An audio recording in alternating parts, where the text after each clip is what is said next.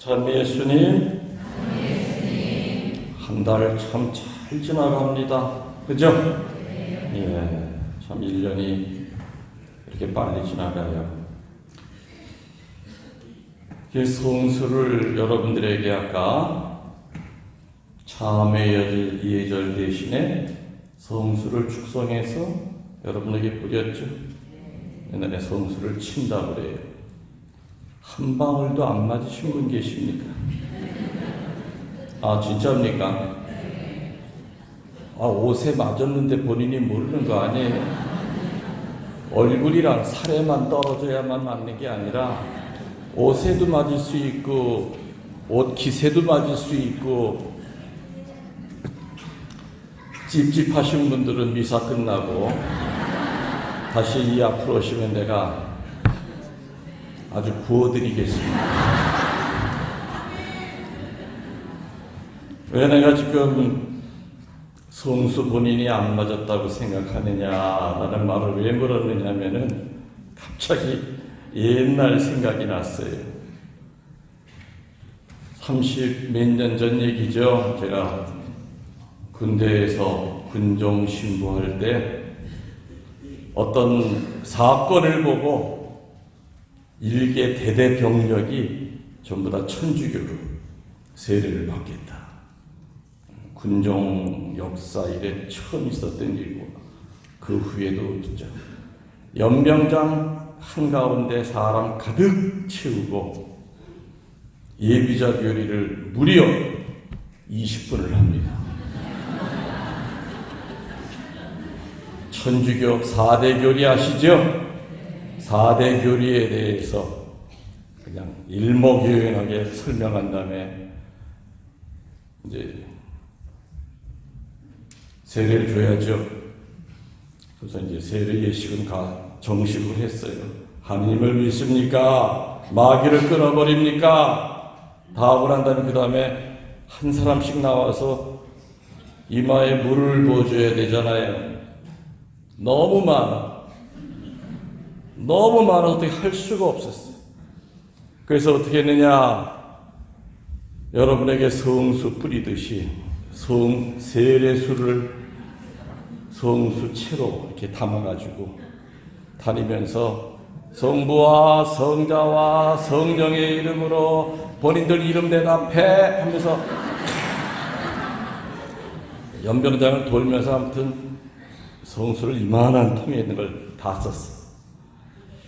그래서 그날 내가 돼지를 한 10마리를 내서 그냥 대대병력이 실컷 잔치가 벌어졌죠.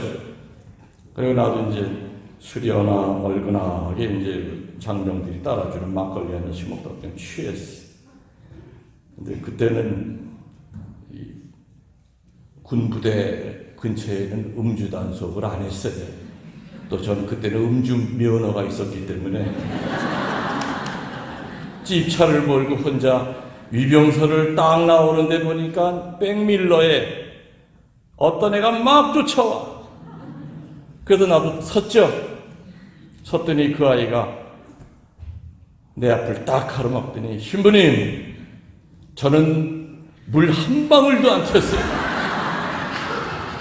저는 세례 오늘 안 받은 겁니다. 그러는 거예요. 야, 이놈아, 잘 생각해봐. 옷에라도 묻었을 거 아니야. 한 방울도 안 날라왔대. 자기는 멀찍이 서 있어가지고 한 방울, 진짜냐? 맹세코 저는 성세수 한 방울도 안 맞았습니다. 본인이 안 맞았다고 그리고 본인이 세례 받지 않은 것 같다니 어떡합니까? 알았어, 저 위병소로 들어가죠. 들어가서 그때 그냥 누런 그 양동이 있죠. 거기다 이제 물 떠오라, 헌병보러 물 떠오라 그래가지고 다시 그 물을 축성을 했어요. 하고 난 다음에 너 군복 벗어. 그리고 런닝구랑 반스만 입고. 자, 의자에 앉아봐라. 오늘 확실히 내가 침수해 줄게. 그래서 양동이를 들어다가 머리에서 그냥 성부와 성자와 성령의 이름으로 아버지에게 세례를 베풀어이다. 그것도 3월달 그 추운 확실하게 세뇌줬죠. 그 후에 그 친구가 제대하고서는 다니던 대학을 마치자마자 신학교 들어갔어요.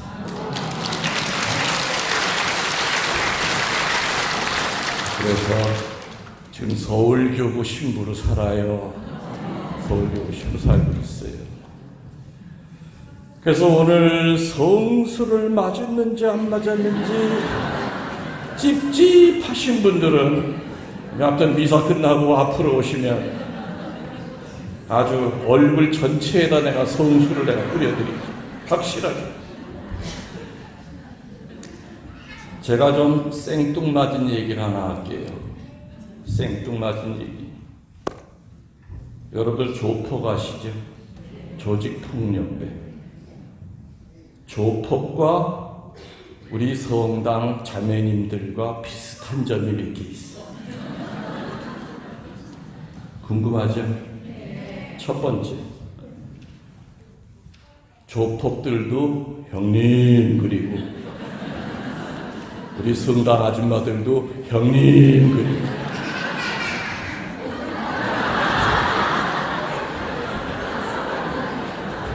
제가 좀 알고선 저러는 거예요. 너무 웃기네. 두 번째 비슷한 게 있어요. 조폭도 때를 몰려다니고 성당 아줌마들도 때를 몰려다니고 마지막 세 번째 비슷한 게 있어요. 조폭은 문신을 하죠. 우리 자매님들은 다 눈썹 문신을 해요. 그것도 같은 장소에 가서. 그래서 눈썹 모양이 다 똑같아. 이게 조폭과 우리 성당 자매님들과의 아주 공통점. 첫째 뭐라고요? 형님하고, 그러다 두 번째는 때를 몰려다니고, 세 번째는 문신을 한다. 근데 문신의 종류가 조폭들은 몸에 하지만 우리 자매님들은 눈썹에다 눈썹 문신. 그것도 한 장소에서 하기 때문에 다 똑같아. 눈썹 문신이. 자, 그 다음에 또 조폭이랑 사제들과 같은 점이 있어요. 조폭과 사제들이 비슷한 점이, 첫 번째, 조폭도 까만 양복 입고 신부들도 까만 양복 입는다. 두 번째 비슷한 점, 조폭도 식당에 가면 돈 안 내고 나오고 신부들도 신자들과 가면 절대 돈 안 내고 나온다. 근데 이거는 이 두 번째는 나는 동의고, 나는 그래도 10번 얻어먹으면 한 2번은 안 내요. 마지막 세 번째 비슷한 점이 뭔지 압니까? 조폭들도 피를 봐야 되고 사제들은 매 미사 때마다 또 피를 봐야 돼. 누구 피? 그렇지, 주님의 몸과 피를 먹고 마셔야 돼. 그래서 이 세 가지가 조폭이랑 신부들이랑 비슷한 점이에요. 내 이거 오늘 이거 6개 연구하느라고 며칠 전부터 아주 머리가 아팠어요. 자, 조폭이랑 신부님들과 비슷한 게 뭐라고요? 첫 번째, 그렇지, 까만 양복 입는다. 두 번째, 식당 가면 돈 안 내고 나온다. 세 번째, 피를 봐야 된다. 이 세 가지가 비슷해. 생뚱맞죠. 그죠?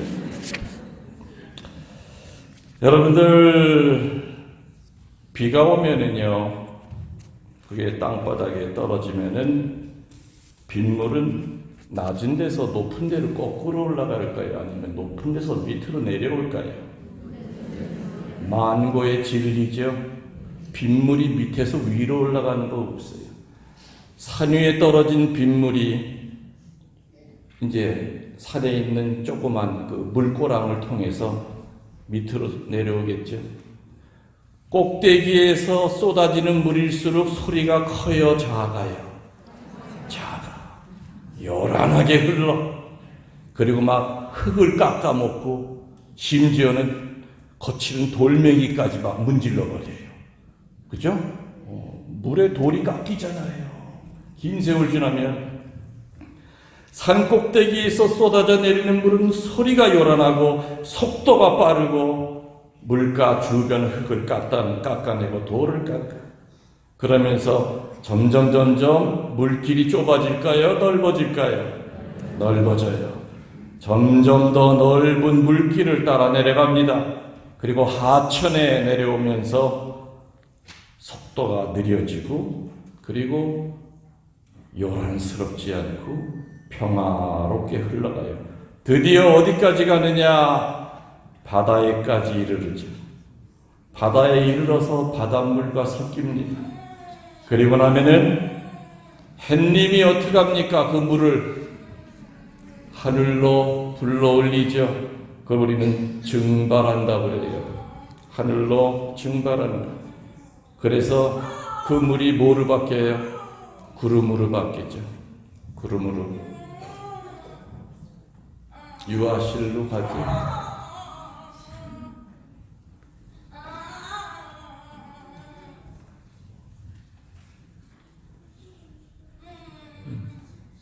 애기요? 아니면 어른이 그리는 거예요?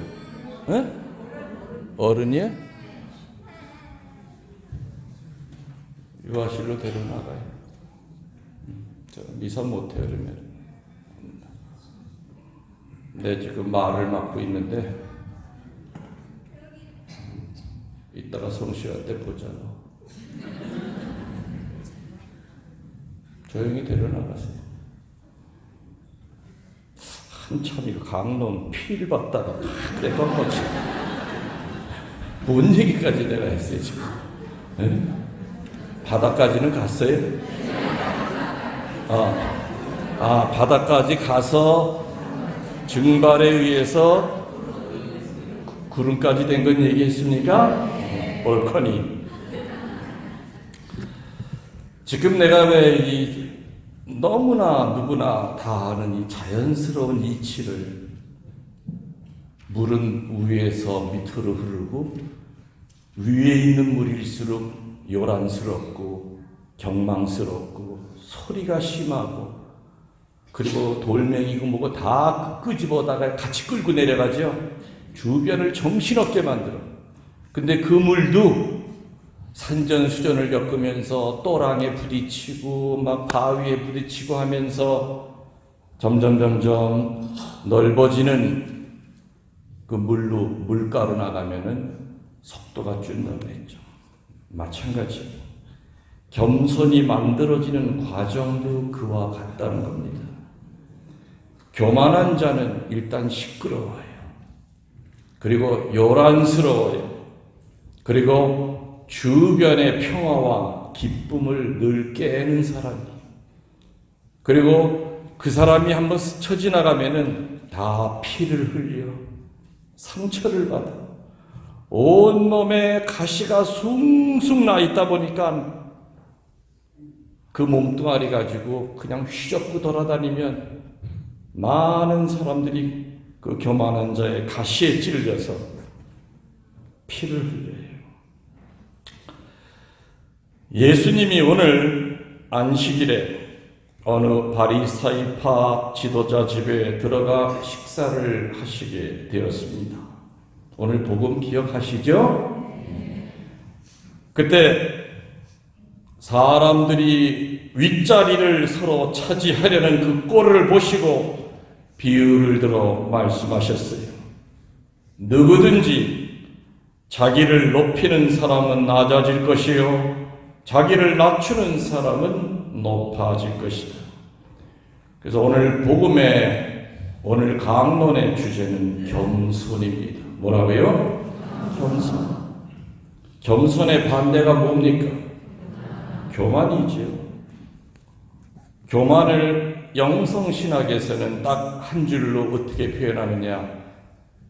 자기를 우상화하는 것이 교만이라고 표현합니다. 자기 자신을 하느님보다 더 윗자리에 놓고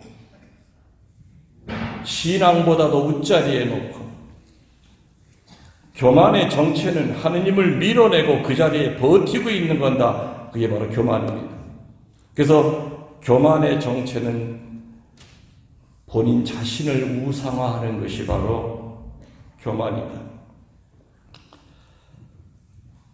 저는 신학교 10년을 살았고 신부 생활 35년을 살았어요. 합치면 몇 년이에요? 45년을 그 긴 시간을 하느님을 향하여 소위 도를 닦고 살았지만 지금도 못 넘는 벽이 있어요. 제일 힘든 게 뭔지 알아요? 겸손해지는 거예요. 정말 힘들어요. 겸손해지는 거예요. 왜냐? 여러분 앞에 있는 이 김신부는 교만할 수 있는 재료가 많아요.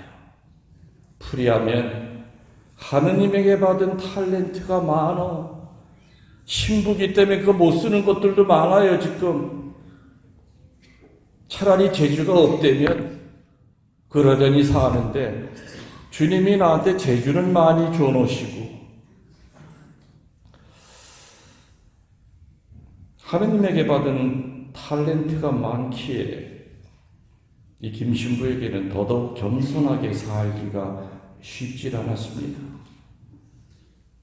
그래서 동료 사제들이나 신자들 중에 정말 겸손히 온몸에서 우러나오는 사람을 보면 그렇게 부러울 수가 없어요.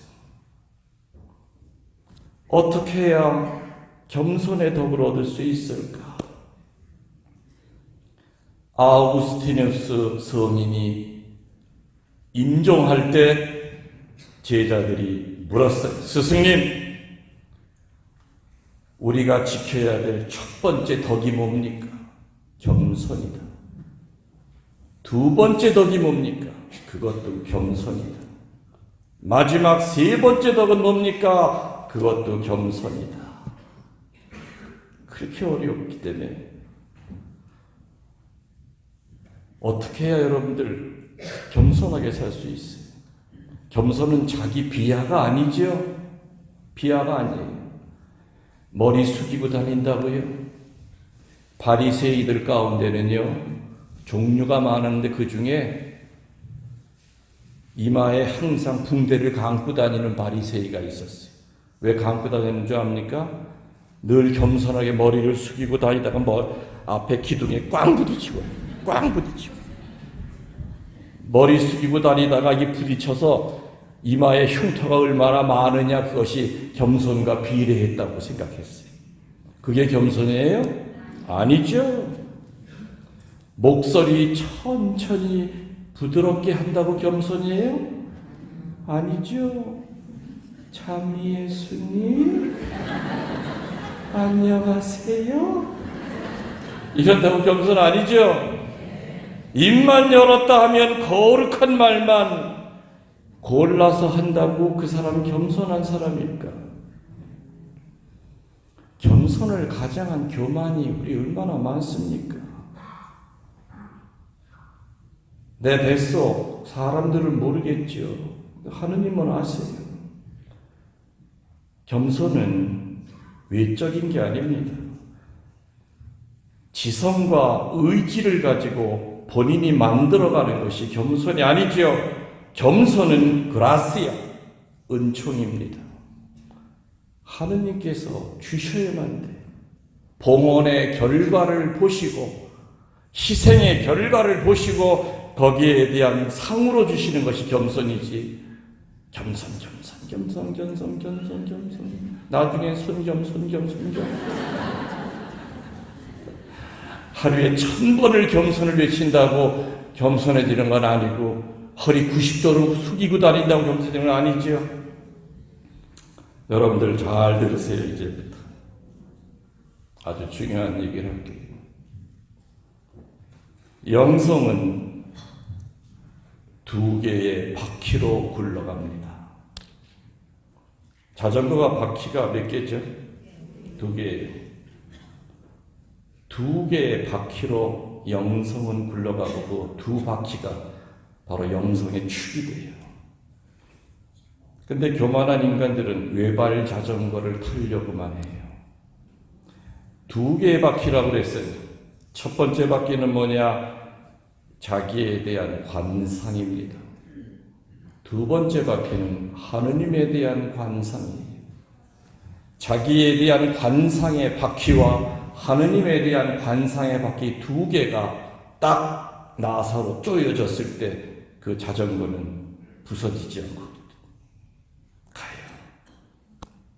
근데 많은 사람들이 첫 번째 바퀴인 자기에 대한 관상은 할 생각하지 않고 하느님에 대한 관상부터 먼저 하려고, 다시 말하면 영적으로 건방져요.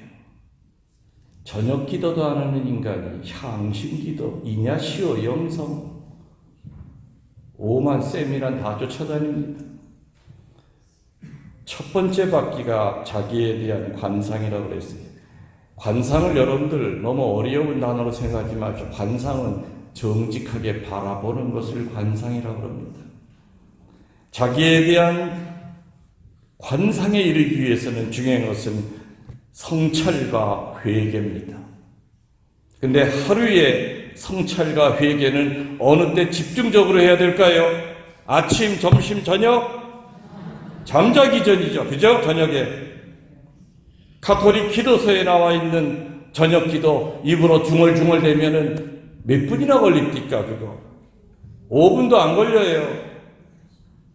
그러나 거기에 나와 있는 내용을 하나하나 묵상하고 성찰하고 회개하면 1시간, 2시간이 흘러도 오늘 하루 종일 주님 생각이나 말이나 행실로 주님께 지은 죄를 생각하고 그 중에 습관된 죄, 악습을 기억나게 하소서. 머리와 입이 따로 노는 것은 기도가 아닙니다.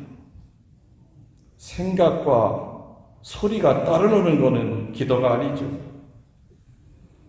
자기에 대한 관상은 그래서 저녁 만과, 지금으로 얘기하면 저녁 기도가 중요합니다. 우리 자신을 성찰하고 그리고 회개하면은 찾아오는 게 뭘까요? 거룩한 비참함을 느끼게 됩니다. 비참이라는 말 앞에 무슨 말이 붙었죠? 그렇죠. 그게 그냥 비참한 마음과 거룩한 비참함은 다른 거예요. 거룩한 비참함을 깨달을 때 주님, 제가 죄인입니다. 자비를 베풀어 주십시오 할 때 그때 내리는 것이 뭐냐? 겸손이라고 하는 은총이 우리 안에 들어옵니다. 그래서 겸손은 철저한 자기 관상을 통해서 성찰과 회개를 통하여 주님 앞에 거룩한 비참함을 깨달을 때, 그리고 주님께 성전에 못 들어가고 끊임없이 죄인이며 자비를 청했던 그 세리가 했던 그 고백이 내 입에서 진정으로 나올 때 그 소리를 듣고 주님이 주시는 선물이, 응답이 바로 겸손입니다.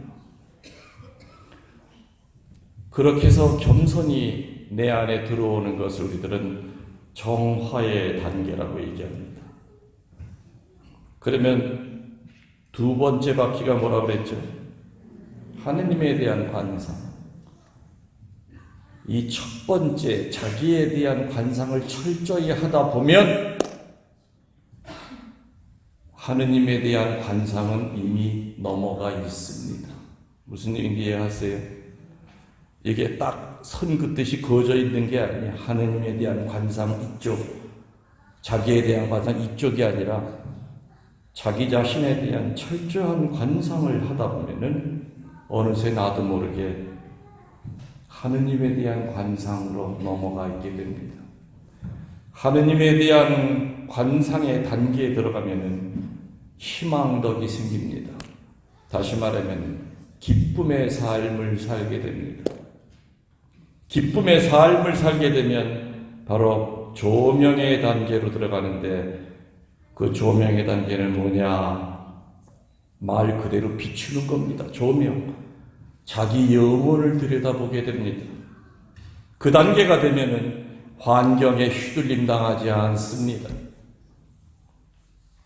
천국의 마음으로 있다가 누가 한마디 택 던지는 말 한마디에 절대로 시궁창 같은 지옥으로 내 마음이 바뀌질 않습니다. 다시 말하면은 사람한테 휘둘림 당하지 않고 환경에 휘둘림 당하지 않고 유한한 몸뚱아리에 휘둘림 당하지 않는 상태, 이게 바로 조명의 단계요, 하느님의 관상의 단계입니다. 아까도 얘기했지만은 시건방지다 보면 자기에 대한 관상은 전혀 하질 않고 남들 하니까 고차원적으로 고상하게 하느님에 대한 관상으로만 자꾸 먼저 넘어가려고 해요. 그러니까 밑 빠진 독에 뭐 붓기? 물 붓기. 하느님에 대한 관상을 가리키는 세미나다. 좋죠. 돈 수십만 원 내고 가서 수도원에 가서도 배우고 프로그램 따라서 뭐 얼마나 많습니까? 각 수도원마다 무슨 프로그램 해가지고 뭐 침묵 비정서부터 뭐 얼마나 많아요. 향신기도 이냐시오 영성이 중요한 것이 아니라 저녁기도부터 먼저 하십시오. 자기에 대한 관상을 통하여 거룩한 비참함을 깨달을 때 우리 각자의 입에서 주님 죄인입니다, 자비를 청합니다라는 말이 입술만 하는 것이 아니라 내 심령 속 깊은 곳에서부터 우러나와 그 소리가 하느님의 마음을 움직일 때 그때 주시는 선물이 뭐라고요? 겸손. 겸손은 그래서 의지 가지고 만들어지는 게 아닙니다. 봉헌의 결과요, 희생의 결과로 하느님께서 거저주시는 선물이죠. 겸손 파는 백화점이 있다면, 겸손 파는 마트가 있다고 그런다면은 전 벌써 옛날에 성인 됐을 겁니다. 45년 동안을 도를 닦았으면 뭐라도 하나 이루어야죠. 전 여전히 지금도 싸우고 있습니다. 교만과 지금도 싸우고 있습니다. 많이 겸손해졌다 싶었는데 어느 한순간에 교만의 괴물덩어리가 내 안에서 꿈틀거리는 걸 볼 때는 얼마나 내 자신이 실망스럽고, 그러니 여러분들 앞에 있는 김웅열 신부가 이렇게 교만과 싸우고 있으니까 저도 쓰러지지 않을 터이니까 여러분들도 용기를 내시라 이거예요. 그죠? 네. 그래, 신부님이 아직도 그 교만과 싸우고 계시고 숨 끊어질 때까지 싸워야 돼요. 숨 끊어질 때까지. 어렵죠. 그래서 저는요, 늘 가끔 우스갯소리로 얘기하지만 교만한 인간이 내 앞에 있을 때는 전 하나도 겁 안 나요. 왜? 네가 더 교만하나 내가 더 교만하나 싸우자. 그런데 내가 꼬리를 딱 내릴 때는 어떨 때냐? 내 앞에 겸손한 사람이 앞에 있으면 저는 음에 기주고 꼬리 딱 내려요. 그리고 관찰을 해보면 쇼하는 게 아니에요. 온몸으로 겸손의 향기가 풍겨.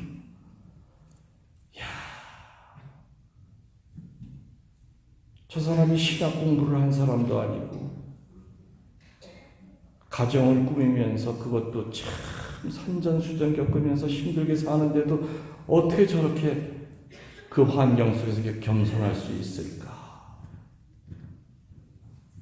어떤 때는 배우고 싶지요, 방법을. 다시 한번 정리해 드립니다. 영성은 두 가지의 축을 중심으로 움직인다고 그랬죠. 자기에 대한 관상과 하느님에 대한 관상 두 개의 바퀴가 굴러가야 됩니다. 외발 자전거 타는 것은 정말 위험합니다.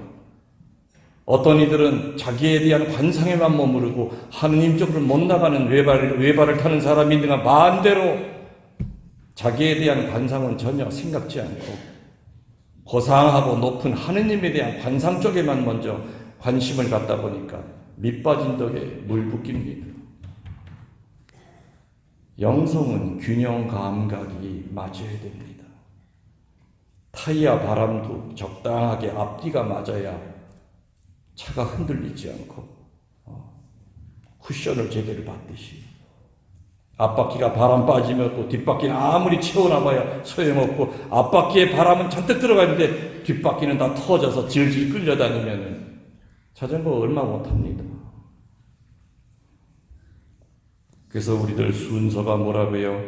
하느님에 대한 관상에 먼저 신경 쓰지 말고 자기에 대한 관상, 성찰과 회개, 성찰과 회개하는 거 제일 중요한 기도 무슨 기도? 잠자기 전에 저녁 기도. 마귀는요 그걸 알기 때문에 집집마다 다 저녁 만가를 끊어놨어요.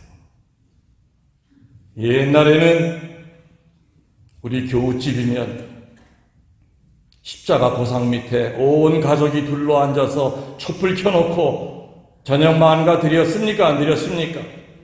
드려야만 잠을 잤어요. 지금은 다 바빠요.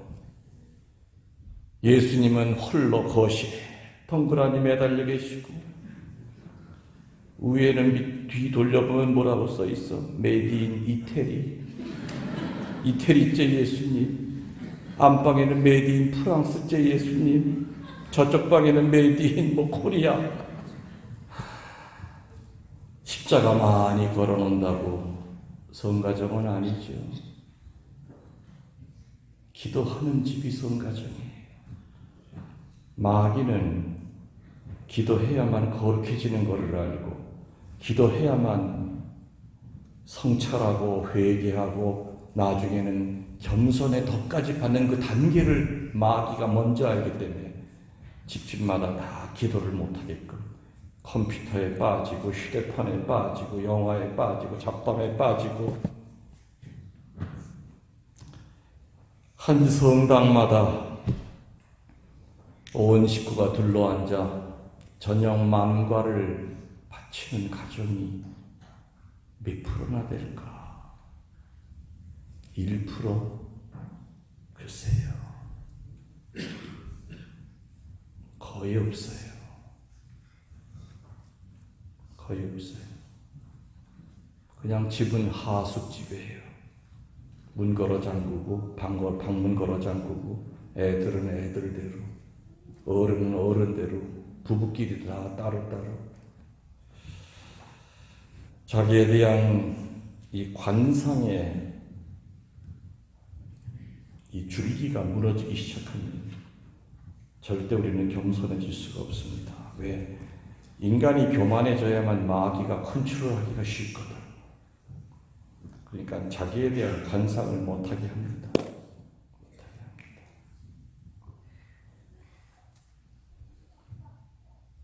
11월은 위령성월이죠. 다른 어느 때보다도 자기 꼬라지를 잘 성찰해야 되는 시기. 오늘은 이분이 돌아가서 관 속에 실려가지만 내일은 내가 될 수도 있다는 거. 떨어지는 낙엽을 보고 빨갛게 물든 단풍을 보고 감탄만 할 것이 아니라 우리 삶을 뒤돌아봐야죠. 2018년 이제 딱 2달 남았구나. 이제 얼마 있으면 이제 대림절 시작이 될 거고 판공홍사 본다고들 그리고 또 그냥 뭐 무슨 분위기 있어서 성탄절 뭐 하면서 1년을 뒤돌아보니 예수님 닮으려고 마음은 먹었을 뿐이지 조금 더 닮은 게 없고 속에는 쓰레기 덩어리만 잔뜩 들어가 있구나. 그래서 오늘 여러분들 꼭 약속하세요. 아무리 힘들고 피곤하고 술을 먹고 들어고 뭐 하더라도 잠자기 전에 꼭 무슨 기도? 무릎 꿇고 주님 앞에 촛불 켜고 내 비록 졸더라도 술이 취해서 졸더라도 묵주기도 하다가 잠이 들더라도 예수님 오늘 허물로 누벼놓은 이 하루 주님의 은총으로 빛을 밝히오리다. 주님 오늘 저의 이 모자란 하루에 축복을 주십시오. 그래야 제가 오늘 편안히 잠들 수 있을 것 같습니다. 축복을 주십시오. 유령의 성월은 죽은 자들의 성월이 아니라 살아있는 자들의 성월입니다. 우리 모두 시한부 인생임을 깨닫고 유령성을 맞아요. 더더욱 겸손하게 살도록 애씁시다. 아멘. 모두 일어나 주십시오. 목련제한 기도